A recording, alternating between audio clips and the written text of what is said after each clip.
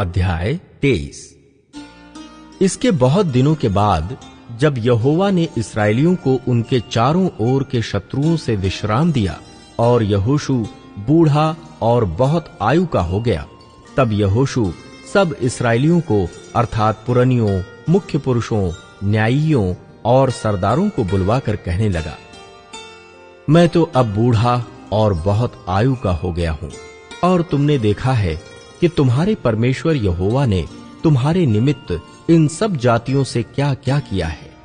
क्योंकि जो तुम्हारी ओर से लड़ता आया है वो तुम्हारा परमेश्वर यहोवा है। देखो, मैंने इन बची हुई जातियों को चिट्ठी डाल डालकर तुम्हारे गोत्रों का भाग कर दिया है,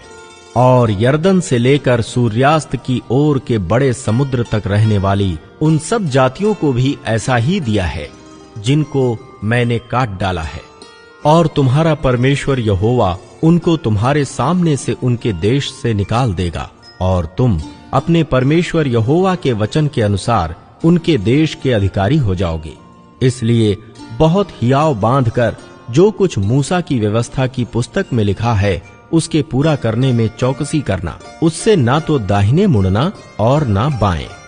ये जो जातियां तुम्हारे बीच रह गई हैं, इनके बीच न जाना, और ना इनके देवताओं के नामों की चर्चा करना, और ना उनकी शपथ खिलाना, और ना उनकी उपासना करना, और ना उनको दंडवत करना।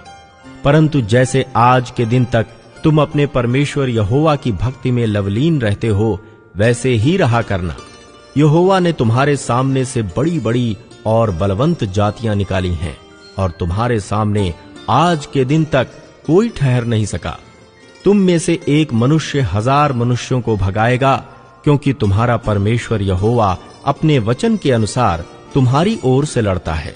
इसलिए अपने परमेश्वर यहोवा से प्रेम रखने की पूरी चौकसी करना, क्योंकि यदि तुम किसी रीत यहोवा से फिरकर इन जातियों के बाकी लोगों से मिलने लगो जो तुम्हारे बीच बचे हुए रहते हैं, और इनसे ब्याह शादी करके इनके साथ समधियाना रिश्ता जोड़ो, तो निश्चय जान लो कि आगे को तुम्हारा परमेश्वर यहोवा इन जातियों को तुम्हारे सामने से नहीं निकालेगा, और ये तुम्हारे लिए जाल और फंदे और तुम्हारे पांजरों के लिए कोड़े और तुम्हारी आंखों में कांटे ठहरेंगी, और अंत में तुम इस अच्छी भूमि पर से जो तुम्हारे परमेश्वर यहोवा ने तुम्हें दी है नष्ट हो जाओगे।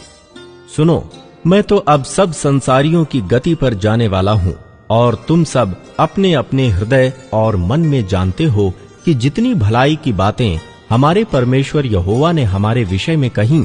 उनमें से एक भी बिना पूरी हुए नहीं रही। वे सब की सब तुम पर घट गई हैं, उनमें से एक भी बिना पूरी हुए नहीं रही। तो जैसे तुम्हारे परमेश्वर यहोवा की कही हुई सब भलाई की बातें तुम पर घटी हैं, वैसे ही यहोवा विपत्ति की सब बातें भी तुम पर लाएगा, और तुमको इस अच्छी भूमि के ऊपर से जिसे तुम्हारे परमेश्वर यहोवा ने तुम्हें दिया है नष्ट कर डालेगा। जब तुम उस वाचा का जिसे तुम्हारे परमेश्वर यहोवा ने तुमको आज्ञा देकर अपने साथ बंधाया है उल्लंघन करके पराये देवताओं की उपासना और उनको दंडवत करने लगो, तब यहोवा का कोप तुम पर भड़केगा, और तुम इस अच्छे देश में से जिसे उसने तुमको दिया है शीघ्र नष्ट हो जाओगे।